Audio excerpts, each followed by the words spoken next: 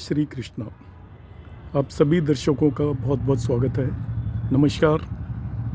आज एक बहुत ज़्यादा मेरे पास रिक्वेस्ट आ रही थी, तो रिक्वेस्ट के अकॉर्डिंग मैं जिस टॉपिक पर बात करने वाला हूँ वो टॉपिक है आपको धन प्राप्त कब होगा, आप कितने धनी होंगे और कहाँ से धन मिलेगा। ये हम अपनी कुंडली के हिसाब पर कैसे देख पाएंगे,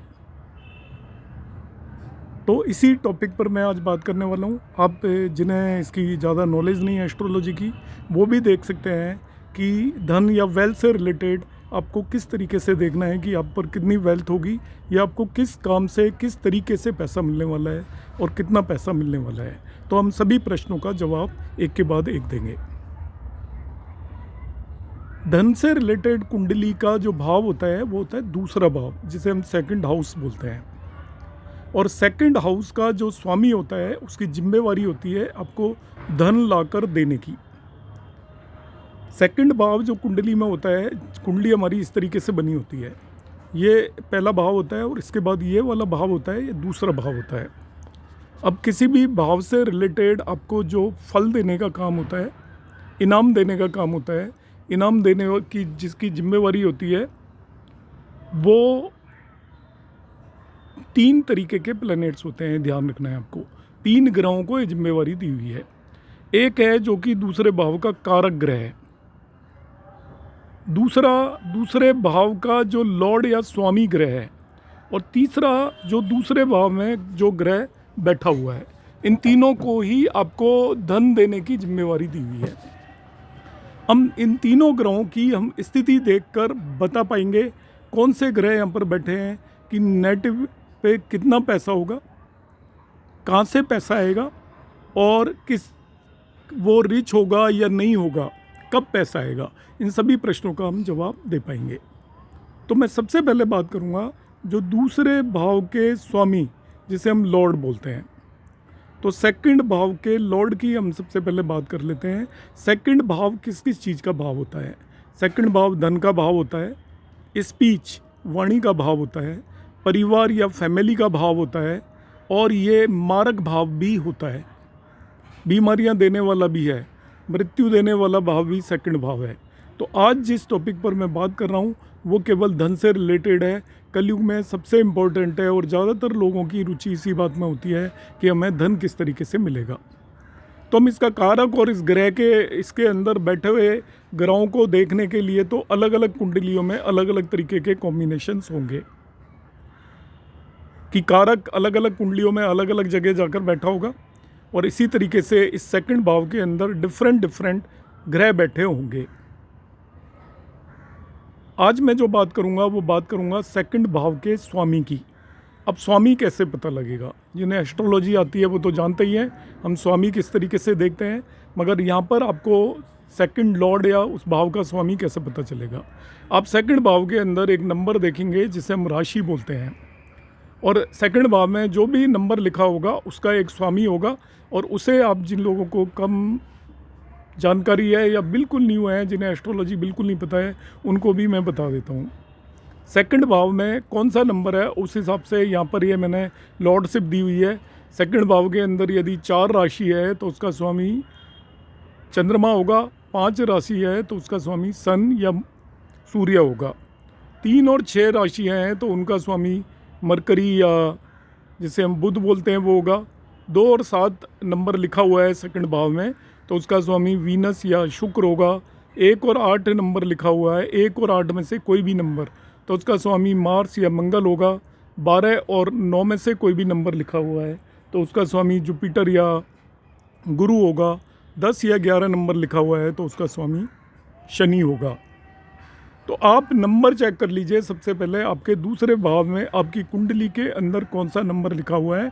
तो मैंने यहाँ पर बताया है उस नंबर के हिसाब से उसके स्वामी को आप जान जाएंगे कि सेकंड लॉर्ड कौन है, आपका सेकंड भाव का स्वामी कौन है। और सेकंड भाव मीन्स धन भाव में धन लाकर देने की जिम्मेवारी के लिए जो 3 चीज़ें रेस्पॉन्सिबल हैं, उसमें सबसे मेन जो रेस्पॉन्सिबिलिटी है जिसकी है वो सेकंड भाव का लॉर्ड होगा, स्वामी होगा, और वो कौन है ये हमें सबसे पहले पता कर लेना है।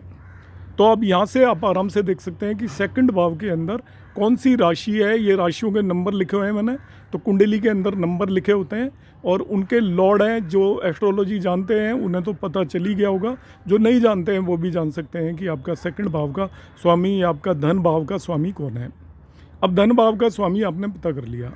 अब धन भाव का स्वामी कुंडली के सभी 12 भावों में हो सकता है और उसी से आपको पता चलेगा कि आपको कब धन मिलने वाला है।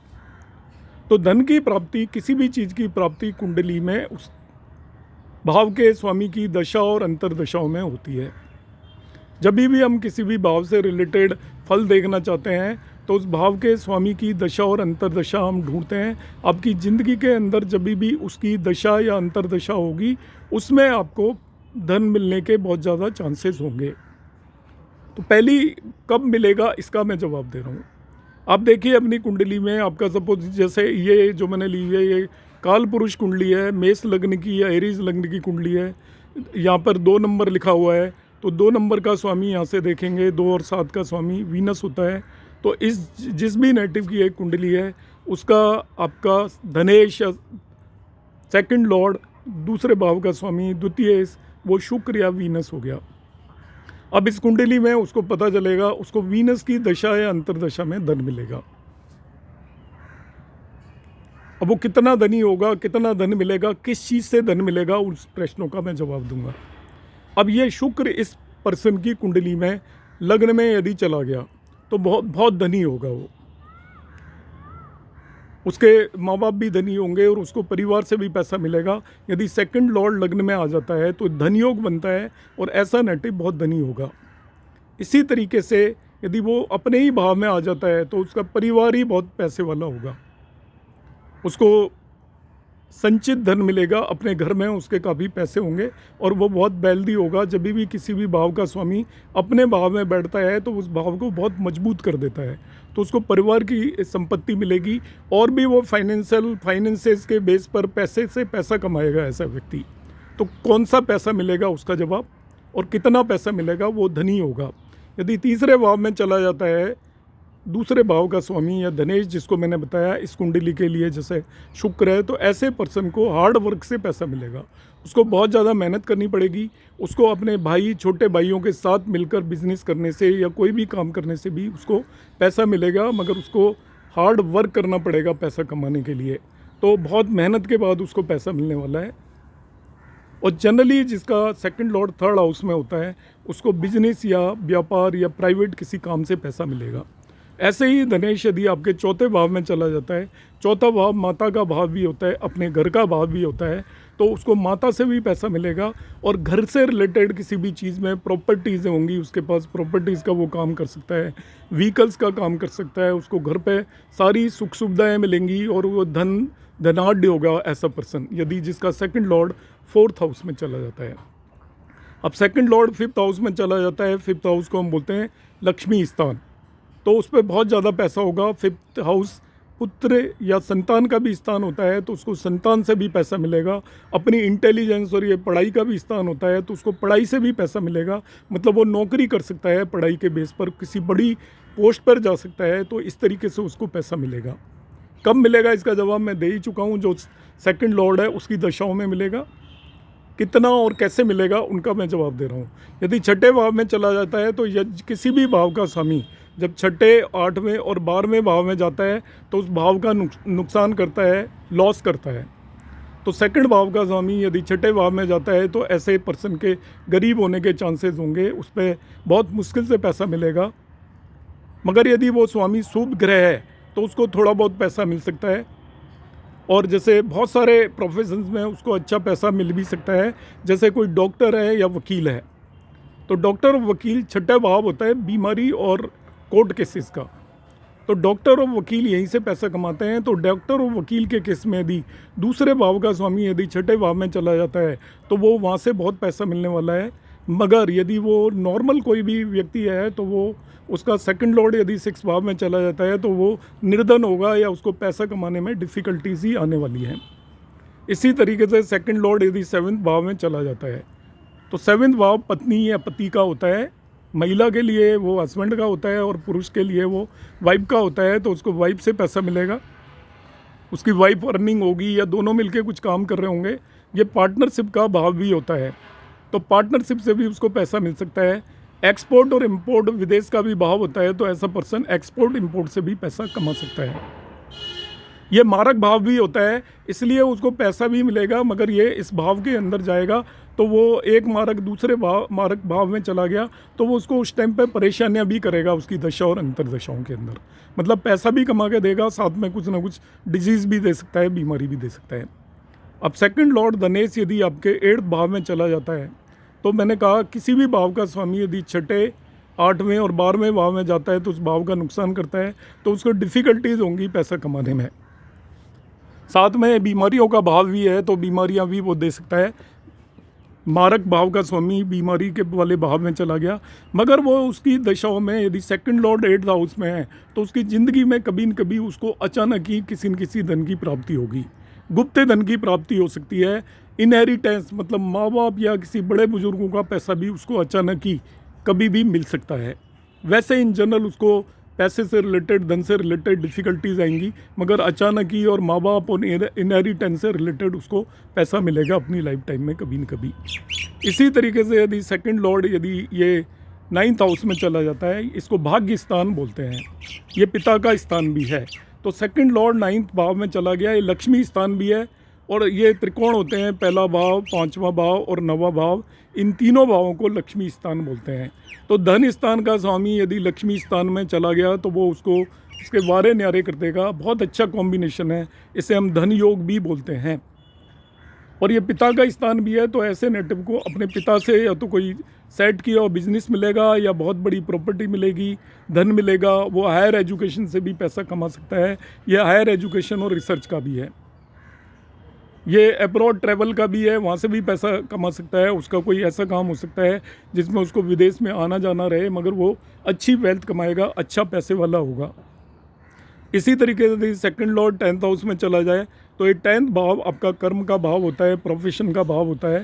तो ये आपका फेम और नेम का भी भाव होता है। तो पैसे के साथ साथ उस व्यक्ति को नेम और फेम भी मिलेगी और उसको बहुत अच्छा पैसा मिलेगा और अपने कर्मों से मिलेगा, कामों से मिलेगा। ऐसा पर्सन अपनी फैमिली से रिलेटेड कोई बिजनेस कर सकता है, फाइनेंस से रिलेटेड कोई बिजनेस करेगा और फाइनेंस से रिलेटेड उसका प्रोफेशन होगा, जिससे उसको बहुत अच्छी अर्निंग होगी। इसी तरीके से यदि दूसरे भाव का स्वामी 11वें भाव में चला जाए तो दूसरा भाव धन का भाव है और 11वां भाव लाभ का भाव है। ऐसा व्यक्ति भी, ये भी आपका धनयोग बनता है, बहुत पैसे वाला होगा और वो जो भी बिज़नेस वगैरह करेगा उसमें उसको बहुत ज़्यादा प्रॉफिट होगा, उसकी सभी इच्छाओं की पूर्ति होगी। वो कोई काम अपने बड़े भाई बहन के साथ मिलकर भी कर सकता है और उस बिज़नेस में उसको काफ़ी प्रॉफिट होने वाला है। अब दूसरे भाव का स्वामी यदि 12वें भाव में चला जाता है, तो मैं फिर रिपीट कर रहा हूँ, किसी भी भाव का स्वामी 6, 8, 12वें भाव में जाए तो उस भाव का नुकसान करता है। ये 12वां भाव आपका खर्चों का भी भाव है, बीमारी का भाव है, हॉस्पिटलाइजेशन का भाव है, जेल का भाव है और ये विदेश का भाव भी है। यदि अशुभ ग्रह है और उस पर अशुभ दृष्टि है तो वो आपको आपके खर्चे कराएगा, आप कर्ज में रहेंगे, परेशानी में रहेंगे। 6ठे भाव में भी यदि अशुभ ग्रह चला जाता है, सेकंड लॉर्ड 6ठे भाव में जाएगा, तभी भी आप पे कर्जे हो जाएंगे बहुत ज़्यादा, क्योंकि ये कर्जों का भी भाव है। 12वें भाव में जाएंगे तो आपकी कमाई से ज़्यादा आप खर्च करेंगे और आपके निर्धन होने के चांसेस होंगे। मगर आज के समय में यदि कोई शुभ ग्रह जा रहा है तो आप विदेश से भी बहुत पैसा कमा सकते हो, क्योंकि 12वां भाव विदेश का भी है। तो इसमें दोनों ही पॉसिबिलिटी हैं कि आपको विदेश से कमाई हो सकती है या आप विदेश से, या आपके ऊपर बहुत सारे एक्सपेंसेस आ सकते हैं।